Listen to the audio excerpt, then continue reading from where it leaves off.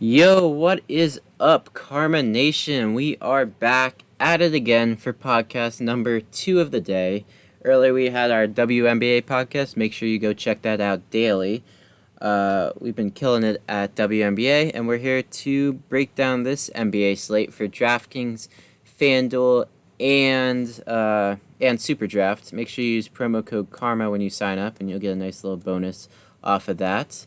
Make sure to subscribe to our YouTube channel so you don't miss out on our next live stream or podcast.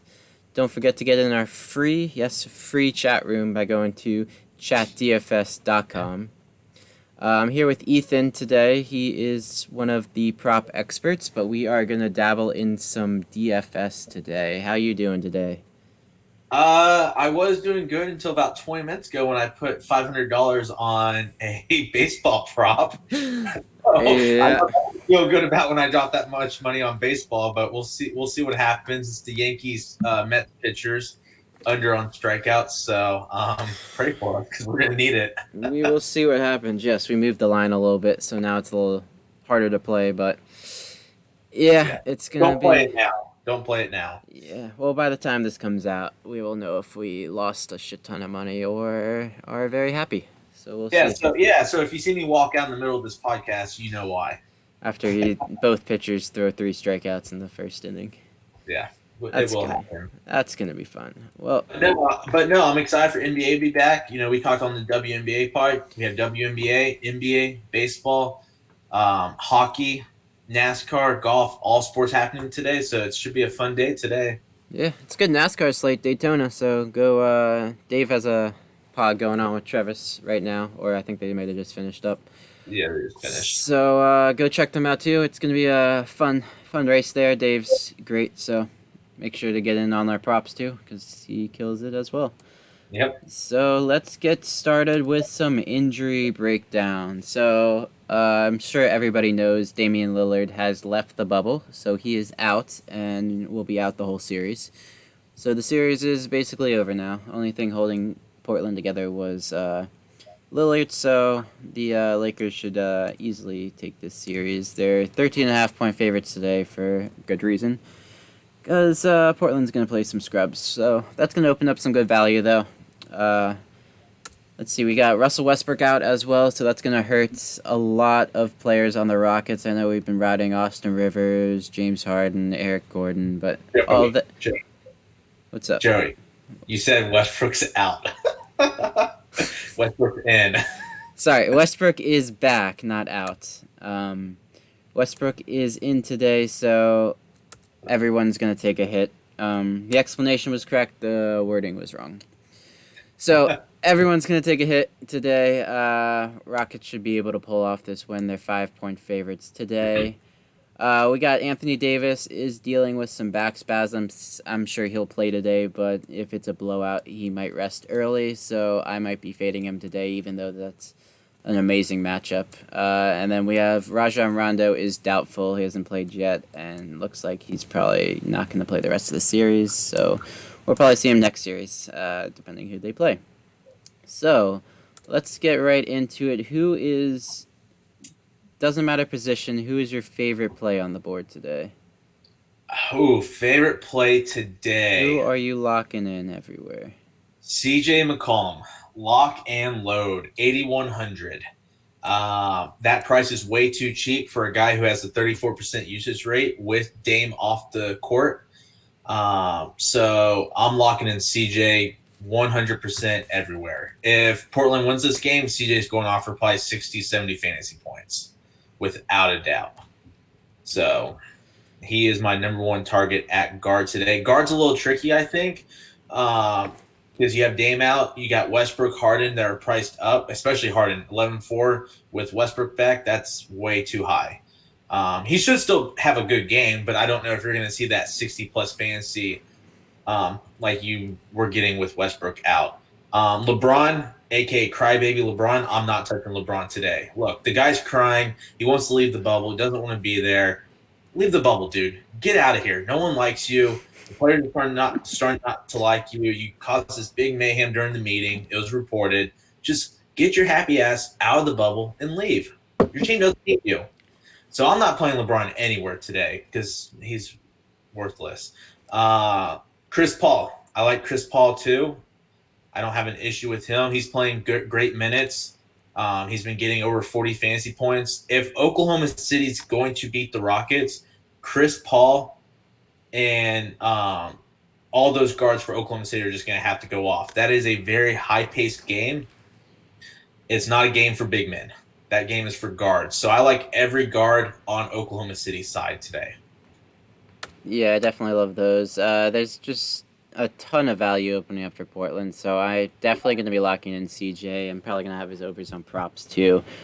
No Dame, like it's obvious CJ's going to have to carry a load. And you got other guys like Anthony Simons, Gary Trent, Melo.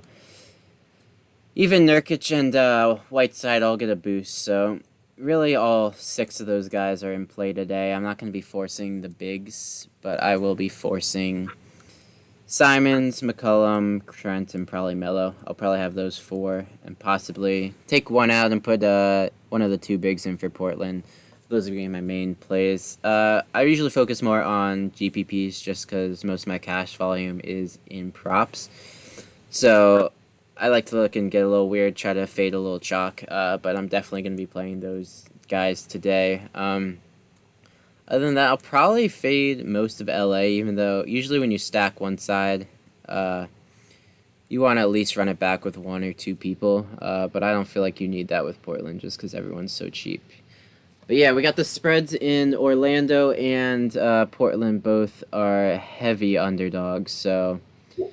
One thing I'll say about Orlando, though, and we saw it last game, Milwaukee should be able to dominate Orlando. But Orlando is not quitting. Not at all. Milwaukee had a 20-something point lead. They got up to 30 at one point. And Orlando fought all the way back and made it a game. So the starters had to come back in. So you do have some, if you want to get creative in GPP, you can fade some of that Portland value and go with some Orlando value if you feel like Orlando can keep it close, make it a game. You have Fournier at 5,400, and you have Terrence Ross at 5,000. So if that game stays close, it's not going to be because of Vuk. And we hate Vucevic for props. But Fournier and Ross are going to have to score some points if Orlando is going to win or even keep that game close today. Yeah, Vooch is at an amazing series, but it's just I hate trusting him. Yeah, you've seen a lot of Orlando value be chalk, but it's going to be the same price guys that were chalk are now going to probably be low owned because everyone's going to pivot to Portland value. Great GPP. So there's no reason. It's the same exact matchup, same exact games. The only reason is Portland value is a little better. But the value's still there in Orlando. So those chalk guys are now going to be low owned, probably low owned GPP plays. So a ton of ownership leverage you can get today. Because these guys are getting you 30 plus. Some of them are getting you 10x. And they still have the possibility to get you 10x, just much lower ownership. So yeah, I love stacking that Orlando game in GPPs, but you just risk that blowout of them not staying in it. But you can still play Giannis in cash just because he's so efficient. Even if he rests the whole fourth quarter, he can still be there with 60, 65 fantasy points, especially if he's got that triple-double upside, so he can always just rack up those assists. And when he's getting those assists, all series, he's gotten you 59 plus 60 fantasy points, hovering over that triple-double bonus. He hasn't gotten it yet, but we could see it today for sure, especially if this game stays close. I'll say this. If you're paying up for someone over 10,000 today, Giannis is the guy you want, for sure. Yeah, especially with all that value, there's no reason. AD is just $800 cheaper, so you can find that $800. You can find that $500 up from LeBron. Yeah. Very easily today. There's a plethora of value today, so there's no reason not to try to fit Giannis in. And he's even cheaper than James Harden, which James Harden's a great GPP play, but I'm not touching him in cash. Because either Russ could go for 60, and Harden could just end up with 40.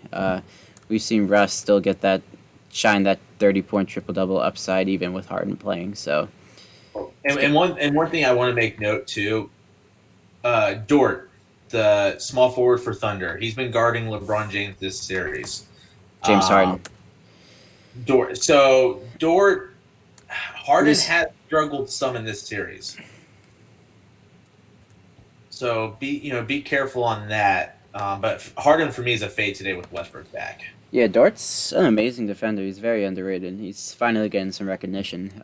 Playoffs give these players recognition all the time. So, Mhm. uh, he's definitely been great defensively, and I'm sure Harden will defer to Russell Westbrook if that's how they're going to win the game. Well, and that's something we saw in game 3. Harden was passing more than shooting in that second half, just because Dort was giving him all sorts of issues on the offensive side. So I would expect Harden will probably get a lot of assists today, but I expect a lot of the scoring will come from Westbrook and Gordon today. Yeah, even Harden said last year that he doesn't really like that type of play where he's scoring 40 points a game, and he doesn't think that can win a championship. Yeah.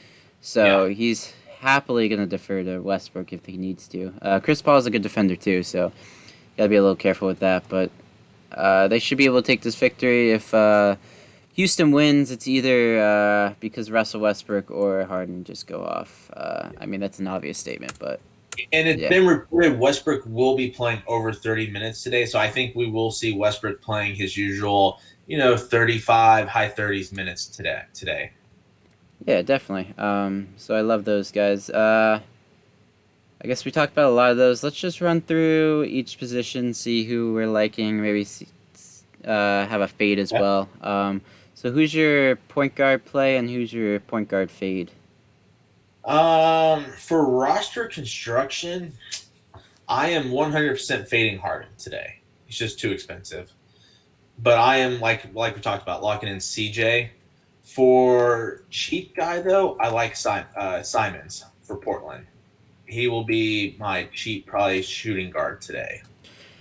Yeah, I'm definitely on the same page. I guess we can lump together. A lot of these guys are point guard Yeah, and shooting guard. It's kind of tough. So we can lump both those together. Yeah, I would say Simons is my favorite cheap guy today. I'm sure it's going to be a lot of people's favorite cheap guys today. You also got Fultz right there. I'm sure he's going to go lower owned than he should just because Dame's out. So Portland's going to get some value. So he's a great GPP pivot, especially if you're not going to see the ownership. And just for 1,000 more, it's not too bad of a GPP pivot. But for cash, I'm going Simons. For GPP, I'm going Fultz. And then obviously top play on the board, CJ McCollum. And then, yeah, I'm going to fade Harden. I might play Westbrook. Not sure yet. Westbrook and Paul are always in play for me. yeah. Yeah, so those are my favorite guards today. So how about forwards? Who are you locking in and who are you fading? So forward is tough today, I think. You see top 2 you have is LeBron and Middleton. I'm not playing LeBron today. Just not doing it. My issue with Middleton is his minutes can be a little up and down. So Milwaukee has a strong bench, and they play their bench. Middleton's playing low 30 minutes. If that game's a blowout, I don't see Middleton hitting value at 7,800. So what I'm doing is I'm punting at small forward today, and I'm locking in Trent Jr. at 4,800. I've kind of made up my mind there. That's my cash play at small forward. I'm just going to punt with Trent Jr. at 4,800. But I like Eric Gordon as a GPP play. I think you'll see a lot of him, Harden, Westbrook on the court together.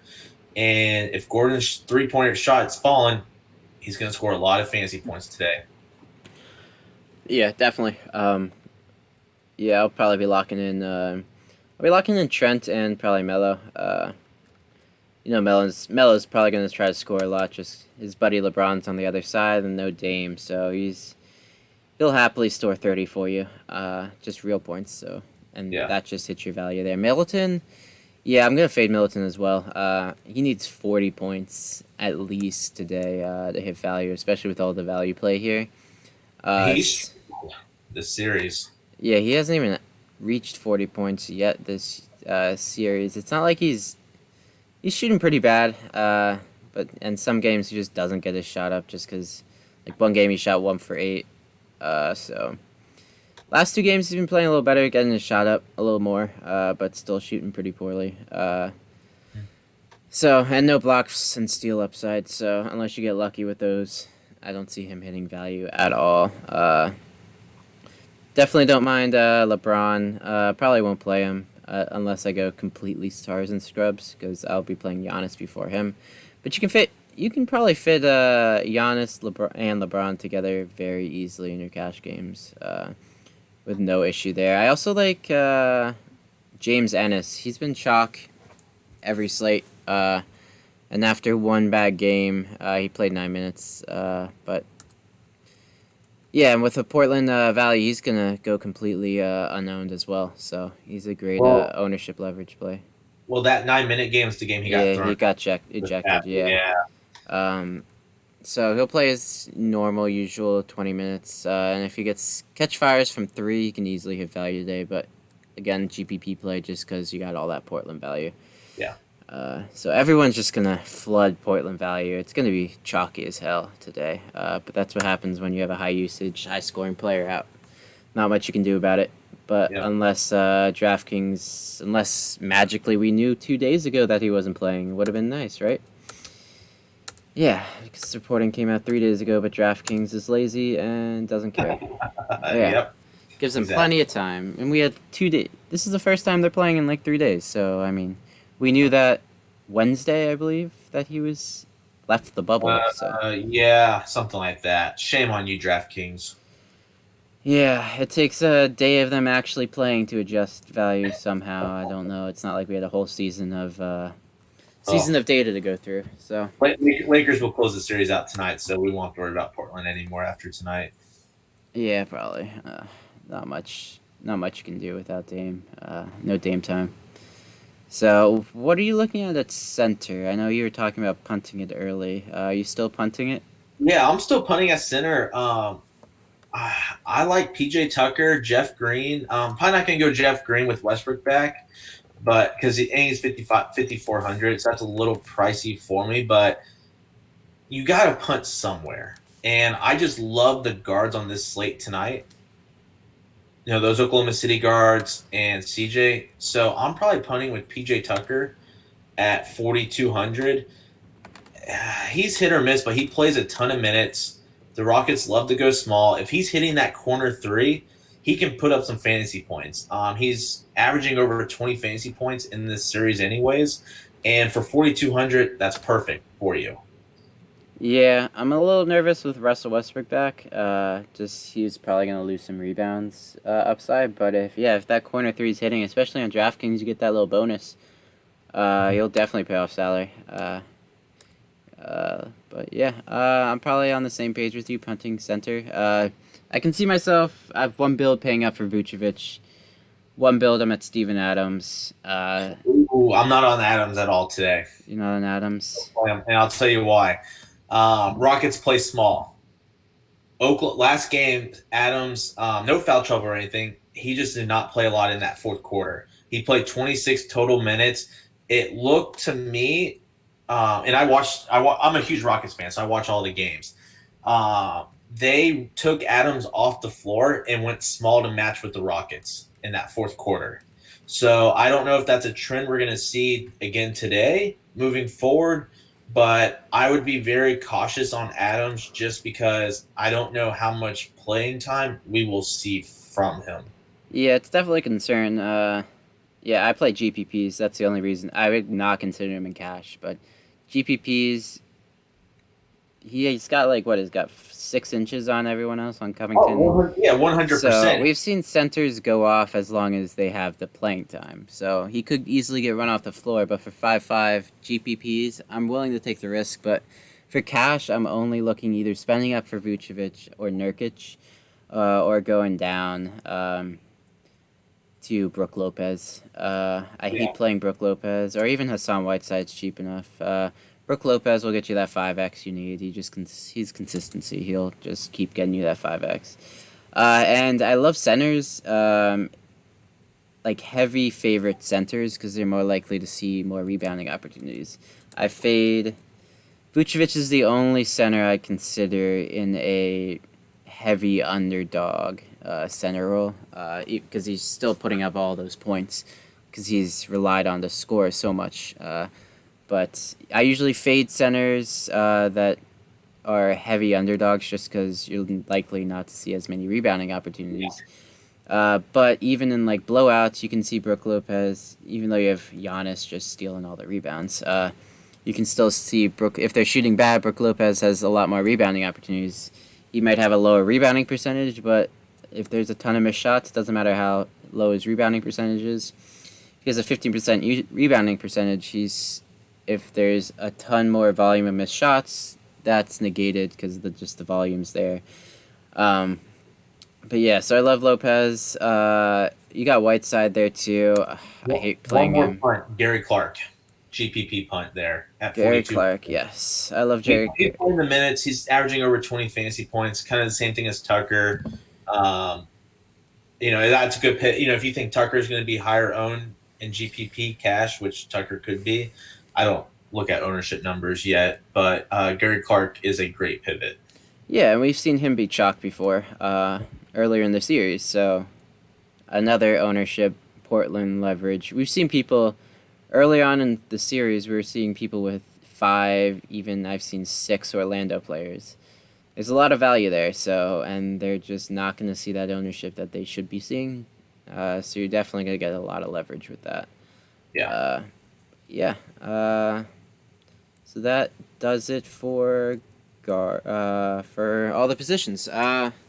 So just to recap real quick, Joey, I think you and I are in agreement. We are locking in Portland value in CJ. Yeah. And we're gonna stack it with Giannis down, at forward, and then add in some Oklahoma City guards and punt at center. Yeah. The route we're going in a way, GPP we might get a little cute, but for the most part, that's probably the route most people are gonna take today. Yeah, make a core around Giannis and that Portland players. You can play 4, maybe 5 if you're really feeling it. But definitely Simons, McCollum, and Trent, and then Giannis are my core for today. But other than that, you can get a little weird. Put some Orlando guys in, maybe pivot for those GPPs, because if you're gonna take down those big money GPPs, you gotta get a little creative. You don't have to get super creative because we'll see potentially Simons go for 40 and you'll need him.